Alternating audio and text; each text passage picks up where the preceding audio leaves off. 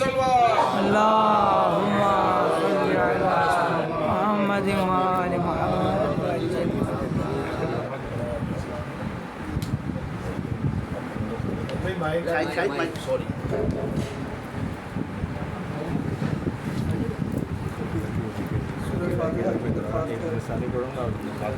سید ماہر حسین نقوی نسائی حسین محمد نقی حسن خان حسین فاطمہ بنت حسن رضا سید ناہید اعجاز مشتاق حسن مہدی سید عمران رضا ظہیر ثابت حسین سید ڈاکٹر جاوید سید اور تمام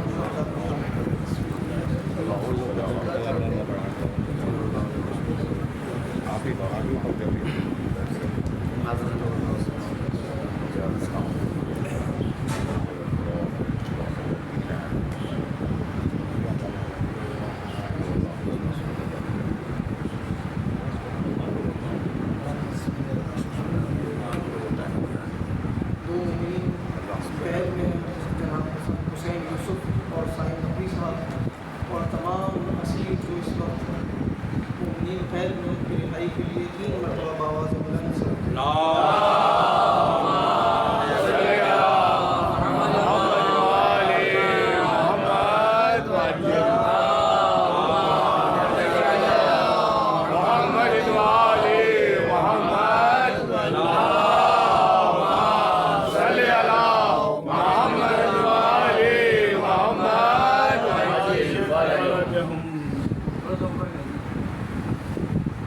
ایک امتحان کی گھڑی ہے پاپا بیٹھے ہوئے ہیں اعوذ باللہ من الشیطان الرجیم بسم اللہ الرحمن الرحیم الحمد للہ رب العالمین والصلاة والسلام علی اشرف الانبیاء والمرسلین سیدنا و مولانا و حبیبنا بالقاسم المصطفیٰ محمد اللهم صل على محمد وآل محمد وعجل وعلى أهل بيته الطيبين الطاهرين المعصومين ورحمة الله على أعدائهم أجمعين.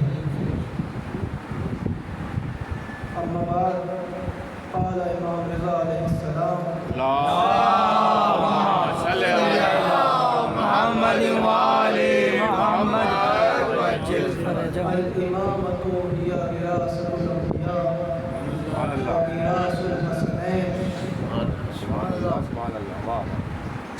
اور پھر آگے چل کر امام اسی حدیث میں ارشاد فرماتا ہوں صاحب بتا رہے امام کے کہ الامام هي ام البر على ولد الصغير. امام جو ہے ایسا ہے جیسے ایک چھوٹے بچے کے لیے اس کی ماں. سبحان اللہ سبحان اللہ سبحان اللہ. وأخ الشقیق اور کیا ہے ایسا بھائی ہے. اب شقیق کے معنی اگر آپ ترجمے میں دیکھیں گے تو وہ ترجمہ کیا ہے قریبی بھائی یعنی نزدیکی بھائی. لیکن اس کے اگر آپ اصل معنی دیکھیں گے تو اس کا مطلب یہ ہے کہ ایسا بھائی جو آپس میں دو جڑے ہوئے ہیں. سبحان اللہ سبحان اللہ سبحان اللہ سبحان اللہ. اس کی کیا خصوصیت ہوگی اگر دو بھائی ایک ساتھ جڑے ہوئے ہوں گے؟ اس کی خصوصیت یہ ہوگی کہ اگر ایک کو تکلیف ہوگی تو درد دوسرے کو. بے شک سبحان اللہ. ایک شخص ہے امام امیر المومنین علیہ السلام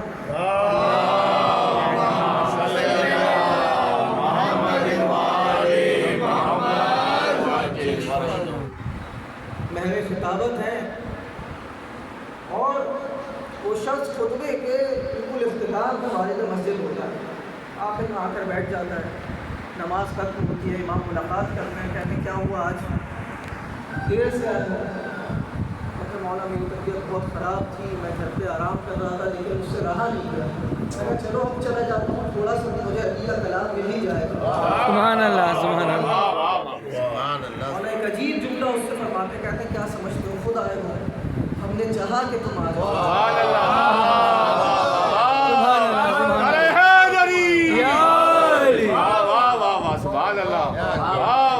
اور امام جو آگے اس سے بات کر رہے ہیں یہ بڑی ایک کہتے ہیں واللہ بیمار ہوتے ہو تمہاری بیماری میں ہم بیمار ہوتے ہیں، تم رنجیدہ ہوتے ہو تمہارے رنج میں ہم رنجیدہ ہو جاتے ہیں۔ خود یہ امام سے جو تعلق ہے مومنین کا، اس تعلق کو زندہ رکھنے کی بہت زیادہ ہے۔ ایک شخص آتا ہے امام صادق علیہ السلام کے اللہم صلی علی محمد وآلِ محمد،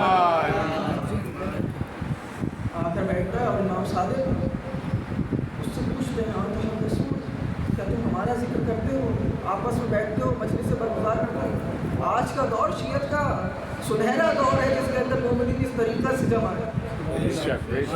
امام سجاد علیہ السلام کے دور کی ایک روایت پڑھ رہا تھا، یہ ندبہ کا جو طریقہ ہے، یہ مجھے بیان کرنا نہیں تھا کرنا، یہ ندبہ کا جو طریقہ ہے، دعائے ندبہ کا، امام کو یاد کرنے کا، امام کو پکارنے کا، امام کے فرج کے لیے دعا کرنے کا طریقہ، یہ امام سجاد کے دور سے شروع ہے، واقعہ کربلا کے بعد سے۔ اور مومنین کا طریقہ یہ تھا کہ وہ اتوار یا پیر کے دن ظہر کے بعد آپس میں چھپ چھپا کر چار پانچ لوگ الگ الگ جگہوں پر جمع ہوتے تھے اور اپنے امام کو یاد کرتے تھے، امام کی فرج کے لیے دعا کرتے تھے، امام کی مشکلات کی آسانی کے لیے دعا کرتے تھے، اس دور سے خلاصی کے لیے دعا کرتے تھے۔ اسی دور میں کئی جگہ چھاپے بھی پڑتے تھے، لوگ گرفتار بھی ہوتے تھے، لیکن یہ امام کی یاد ایک بہت بڑا سرمایہ ہے۔ اور یہ یاد یہ بے وجہ یاد نہیں ہے، اس یاد کی وہ وجہ ہے کہ جو امام رضا علیہ السلام اس حدیث میں ارشاد فرما رہے ہیں، کیا کہہ رہے ہیں؟ اخ الشقیق، ایسے بھائی ہیں جو جڑے ہوئے بھائی، صرف اور صرف امام کی طرف سے یہ رشتہ نہیں ہے کہ امام کو تکلیف ہو رہی ہے، ماموم کو تکلیف ہو رہی تو امام کو بھی تکلیف ہو رہی ہے، بلکہ اگر امام رنجیدہ ہے تو اس ماموم کا، اس شیعہ کا بھی دل رنجیدہ ہو جاتا ہے۔ ایک عالم کا واقعہ ہے کہ وہ کہیں پر گئے کسی ملک میں، ایک دن ان کا دل بہت زیادہ مغموم ہونے لگ گیا، وہاں تاریخیں دیکھی، کوئی ایسی تاریخ نہیں تھی، کچھ بھی نہیں تھا۔ وہاں کے لوگوں سے پوچھا کہ کیا بات ہے، آج کوئی ایسا دن ہے خاص؟ تو انہوں نے کہا ہاں یہاں پر ایک سادات کا مزار ہے، ان کی شہادت کا دن ہے۔ یہ جو تعلق ہے، یہ جو تار ہے امام سے وصل کا، یہ جو تعلق ہے اہل بیت سے وصل کا، اس تعلق کا سبب ہے کہ انسان ان کے غم میں غمگین ہو جاتا ہے اور ان کی خوشی میں خوش ہو جاتا ہے۔ سبحان اللہ۔ اور دوسرے لوگوں کے پاس شاید یہ دولت نہ ہو، بلکہ نہیں ہے، اور اس ساری کی ساری دولت میں چند چیزیں ایسی ہیں کہ جو امتیاز کا سبب ہے۔ اس میں سے ایک چیز کیا ہے؟ اس میں سے ایک چیز جناب ابو طالب علیہ السلام سے محبت ہے۔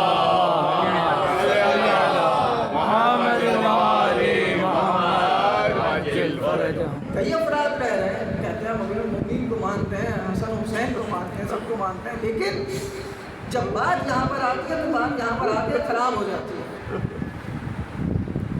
یہ ایک طریقہ رہا بنو امیہ کا، دشمن کی ایک سازش رہی کہ ہمیشہ انہوں نے چاہا کہ امیر المومنین کی شخصیت کو خراب کیا جائے، اہل بیت کی شخصیت کو خراب کیا جائے۔ آپ جا کر دیکھیں، کوئی ڈھنگی چھپی چیز نہیں، آپ حالانکہ اسلام کی بڑی حدیث کی کتب اٹھا کر دیکھ لیں، جو چیزیں رسول اللہ کے لیے وارد ہوئی ہیں، آپ کو دیکھ کر کہیں گے کہ شکر ہے یہاں حضرت ابو طالب کو کہہ رہے، رسول اللہ کو تو یہ بات نہیں کہہ رہے۔ ایسے ہی ابو طالب ہر دور میں موسم اسلام رہے۔ بے شک بے شک بے شک۔ ہم زیارت امین اللہ میں کیا پڑھتے ہیں؟ السلام علیکہ یا امین اللہ علی خلقہ محمد صلی اللہ علیہ وسلم۔ بے شک اے خلقت میں خدا کی امانتوں کے امین آپ پر سلام۔ سبحان اللہ سبحان اللہ سبحان اللہ سبحان اللہ۔ اور ان تمام امانتوں کے سب سے بڑے امین کون ہیں؟ رسول خدا صلی اللہ علیہ وسلم۔ صلی اللہ محمد وآلِ محمد وعجل۔ یہ پورے 14 امانت داروں میں، الہی امانت داروں میں سب سے بڑا امین، سب کا امانت دار کون؟ ابو طالب۔ بے شک بے شک بے شک بے شک بے شک۔ سب سے بڑا امین کون ہے؟ 14 میں اگر دیکھا جائے خدا کی تمام امانتوں کا، تو رسول اکرم کی ذات ہے، اور جس الہی امانت یعنی رسول اکرم کی ذات کا تحفظ کیا ہو، اس امانت کی حفاظت کی ہو، اس امانت کی امانت داری کی ہو، اس امین کا نام ہے محسن اسلام ابو طالب علیہ السلام۔ نعرہ تکبیر، نعرہ رسالت، نعرہ حیدری، حیدری۔ یہ سرکار کے لیے دونوں ہاتھ بلند کر کے جو نعرے کا جواب دیجیے گا، نعرہ محسن اسلام ابو طالب، ابو طالب، نعرہ محسن اسلام ابو طالب، ابو طالب، محمد والے محمد بلند تر صلوات صلی اللہ محمد بہت فخر کی بات ہے، انسان جتنا فخر کرے اس کے لیے کم ہے۔ بے شک، واہ واہ واہ، رشک کی بات ہے کہ انسان ایسے گھرانے سے وابستہ ہو جائے۔ اس بات کو میں کرنا بھی درست نہیں سمجھتا کہ کوئی ایمان ابو طالب کے اوپر بات کرے، لیکن ایک عجیب سی بات ہے کہ جس کو مسلمانوں کے درمیان پھیلایا گیا۔ کیا ہم نے کلمہ پڑھتے ہوئے نہیں سنا؟ آپ میں سے کسی نے ایک دوسرے کو کلمہ پڑھتے ہوئے سنا؟ وہ جو کہہ رہا ہے اس نے اپنے باپ کا کلمہ سنا ہے؟ کلمہ وہ پڑھتا ہے کہ جو تازہ مسلمان ہوا ہو۔ کیا بات ہے، واہ واہ، کلمہ پڑھانے والے، واہ واہ کلمہ پڑھانے والے واہ واہ واہ واہ واہ واہ واہ واہ، سبحان اللہ سبحان اللہ، واہ واہ یہ وہ لوگ ہیں کہ جو امانت دار ہیں الہی امانتوں کو۔ واہ واہ واہ، اشہد انک کنت فی الاسلام الشامخ والارحام المطہرہ۔ یہ کس کی بات ہو رہی ہے؟ بے شک، کس کی بات ہو رہی ہے؟ یہ وہ ہستیاں ہیں کہ جو ان انوار کا اور ان تمام الہی امانتوں کے امانت دار ہیں، بے شک، بے شک، کہ جنہوں نے ان انوار کو اپنے اندر سموئے رکھا، ان امانتوں کو اپنے اندر سموئے رکھا۔ واہ واہ، بے شک، خدا نے ہر دور میں کچھ لوگوں کو محسن بنایا معصومین کا۔ بے شک، بے شک، بے شک، سبحان اللہ سبحان بڑی عجیب سی بات ہے کہ کوئی شخص غیر معصوم ہو، لیکن وہ امام کا، وہ اپنے دور کے نبی کا، وہ اپنے دور کے معصوم کا، وہ اپنے دور کی حجت کا محسن بن جائے۔ سبحان اللہ سبحان اللہ، حضرت ابو طالب علیہ السلام وہ محسن ہے کہ جو اسلام کی طفولت کے زمانے میں، یا طفولت بھی نہ کہوں، اسلام کی پیدائش کے زمانے میں واہ واہ واہ واہ واہ واہ واہ، سبحان اللہ سبحان اللہ، اسلام کی پیدائش کے کیا زمانے بات ہے، واہ میں واہ واہ واہ، اسے ہم امان دے رہے ہیں۔ بے شک، کوئی عام شخصیت نہیں ہے۔ جب شخصیت اتنی اہم ہے تو پھر اس کے اوپر حملے بھی اتنی ہی زیادہ ہیں۔ جہاں پر بھی دیکھیں کہ بنو امیہ کی مشینری زیادہ کام کر رہی ہے، اس کے خلاف زیادہ بول رہی ہے، سمجھ جائیں یہ شخصیت اتنی ہی عظیم شخصیت ہے۔ یہ شخصیت کا وزن ہے کہ جس وزن کو گھٹانے کے لیے اس کے خلاف اتنی بکواس کی جاتی ہے۔ ہر دور میں آپ دیکھیں، چند نمونے عرض کروں آپ کی خدمت میں، کس کس طریقے سے خدا نے امانت دار بنایا۔ سب سے پہلا دور دور فطرت، کہ جس دور میں رسول اکرم کی ولادت ہو رہی ہے، اس دور میں چند افراد ہیں۔ امام صادق علیہ السلام کی حدیث ہے کہ اس میں آپ فرماتے ہیں کہ حضرت عبد المطلب جو تھے وہ خدا کی حجت تھے اپنے دور میں، اور حضرت ابو طالب ان کی وصی تھی۔ یہ وصایت، یہ میں نے جیسے شروع میں عرض کیا آپ کی خدمت میں، یہ امانت، یہ امین ایسے امین ہیں کہ جو ان الہی اسرار کے امین ہیں کہ جن کو انہیں رسول خدا تک پہنچانا۔ سبحان اللہ سبحان اللہ، جو الہی اسرار حضرت ابراہیم، حضرت اسماعیل اور باقی انبیاء سے ہوتے ہوئے اس نسل میں آئے ہیں، ان اسرار کے امین ہیں۔ کیا بات ہے، واہ اگر واہ پریشان ہو گئے ہو تو میں آگے کی بات کر دوں. واہ واہ سبحان اللہ. اسی طریقے سے واقع کربلا کے اندر ان تمام اسرار کی امین کون ہے؟ جناب زینب کبریٰ صلی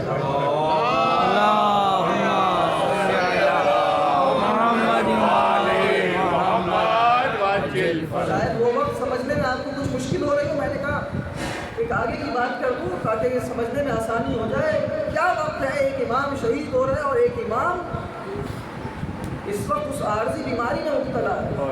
دشمن کی نظر امام کے اوپر ہے اور امام حسین علیہ السلام اس آخری وقت میں اپنے اسرار کی امین کس کو بنا کر جا رہے ہیں؟ جناب زینب کبریٰ کو بنا کر. یہ وہ کڑی ہے کہ جو ایک امام کو دوسرے امام سے جوڑ رہے. اسی طریقے سے رسول خدا کے بعد حضرت زہرا وہ کڑی ہے کہ جو رسول خدا کو امیر المومنین سے جوڑ رہی ہے. اسی طریقے سے پہلے چلے جائیں، حضرت ابو طالب وہ کڑی ہے کہ جو رسول اللہ کو اور باقی انبیاء سے جوڑ رہا ہے. سبحان اللہ سبحان اللہ سبحان اللہ. یہ ایسا رشتہ ہے کہ جس کو سمجھنے کی ضرورت ہے، ہر کسی کی سمجھ میں نہیں آ سکتا. صلوات پڑھتے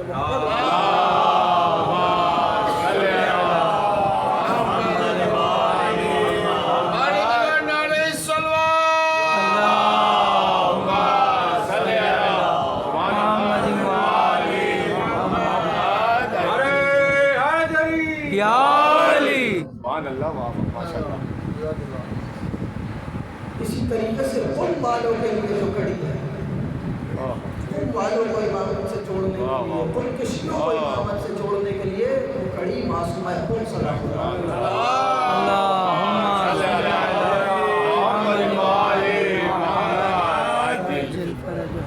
بہت بڑی شان ہے اس بیوی کے لیے. بہت بڑی بات ہوتی ہے کہ ایک معصوم ایک غیر معصوم کے لیے زیارت کرے. چند افراد ایسے ہیں کہ جن کے لیے معصوم نے خود زیارت کری. ان میں سے ایک جناب معصوم حکم صلی اللہ علیہ وسلم. اور فرمایا کہ خدا کے لیے حرم ہے، وہ حرم کیا ہے؟ وہ حرم مکہ ہے. امیر المومنین کے لیے حرم ہے، وہ حرم کوفہ ہے. رسول اللہ کے لیے حرم ہے، وہ حرم مدینہ ہے. اور ہم سب اہل بیت کے لیے حرم ہے، وہ حرم قم ہے. سبحان اللہ. یہ عظمت، یہ شان، یہ شوکت، کہتے یا فاطمہ اشفعی لی فی الجنہ انہ لک شان. سبحان اللہ. بے شک. کیا مطلب ہے اس بات کا کہ یا فاطمہ ہماری شفاعت کر دے جنت میں؟ کیسے شفاعت کرتے کہ آپ کے پاس خدا کی عنایات میں سے جو عنایت ہے اس سے ہماری شفاعت. سبحان اللہ. یعنی یہ پتہ چلا کہ شفاعت کوئی خدا کی کل عنایت نہیں بلکہ ان عنایات میں سے ایک عنایت کا نام شفاعت. ہاں ہاں ہاں. یہ اس بیوی کا فیض ہے. خدا نے حضرت زہرا کی قبر کو مخفی رکھا تاکہ مظلومیت کو پہچانوائے، لیکن مومنین کے اوپر ساتھ ساتھ ایک احسان کیا تاکہ ان فیوز و برکات کو حاصل کر سکے. تو جلوہ گاہ فاطمہ معصومہ تم کو بنا. سبحان اللہ سبحان اللہ. کہا یہاں پر آؤ، یہاں پر آ کر اگر تمہیں اپنی ماں کی قبر میں جانا ہے وہاں پر نہیں جا سکتے. قبر پوشیدہ ہے، تمہاری آنکھوں سے دور ہے. کوئی بات نہیں، تمہارے لیے انتظام کر دیا ہے. آؤ یہاں پر آ کر تمہیں اسی ممتا کا احساس ہوگا. سبھی دعائیں دعا بھی ہوتی ہیں. کیا کہتے ہیں دعائیں دعا میں آپ امام کو یاد کرتے ہیں. بڑی عجیب و غریب دعائیں، اس میں فضائل بھی ہیں، مسائل بھی ہیں.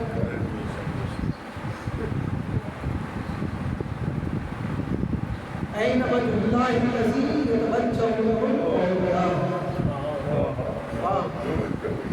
اے خدا کے وہ چہرے کہ جس سے خدا اپنے اولیاء کی طرف توجہ کرتا ہے. سبحان اللہ. این باب اللہ الذی منہ یؤتی. اے خدا کے وہ باب، اے خدا کے وہ دروازے کہ جس سے خدا عطا کرتا ہے. بے شک سبحان اللہ. یہ جو دعا ہے، یہ جو زیارات ہے، یہ اصل میں معرفت کا خزانہ ہے. بے شک. ان کو اگر انسان اس لذت کے ساتھ پڑھے کہ جس لذت کے ساتھ امام اس دعا کو ارشاد فرما رہے ہیں اور چاہتے ہیں کہ اپنے چاہنے والوں کو ان دعاؤں کے ذریعے سے، ان زیارات کے ذریعے سے ان کی معرفت میں اضافہ کریں، تو واقعی انسان اپنے اندر اپنی معرفت میں ایک اضافہ محسوس کرے۔ صلی علی محمد وآل محمد عجل فرجہ۔ بنا ناشتے کی ضرورت ہے، ایک اور سب بات ہے۔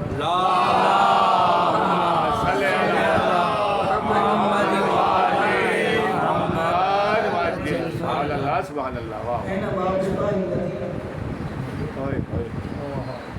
یعنی جو کچھ تمہیں چاہیے، جو کچھ تمہیں حاصل کرنا ہے، جو کچھ تم چاہتے ہو وہ اسی باب سے ملے گا۔ بے شک سبحان اللہ۔ جب ہم جاتے ہیں زیارت پر تو اس نے ورود میں، اس نے دخول میں کیا پڑھتے ہیں؟ تمام باتیں کہنے کے بعد کہتے ہیں کہ مجھے یقین ہے کہ اسمعوا کلامی وترجون صداقہ۔ میں آپ کی زندگی اور موت میں فرق کا قائل نہیں، مجھے یقین ہے کہ آپ جس طریقے سے زندگی میں میرے کلام کو سنتے تھے، میرے سلام کا جواب دیتے تھے، اسی طریقے سے آپ میرے کلام کو سن بھی رہے ہیں، میرے سلام کا جواب دے رہے ہیں۔ بے شک سبحان اللہ۔ لیکن مسئلہ میرے گناہوں کا ہے کہ جو میرے آگے پردہ آ گیا ہے، ان مناجات کی لذت سے محظوظ نہیں ہو پا رہا، میں آپ کے سلام کے جواب کو سن نہیں پا رہا، اور پھر اسی دعائے طلبہ میں مرثیہ کہاں پر شروع ہوتا ہے؟ کہتے ہیں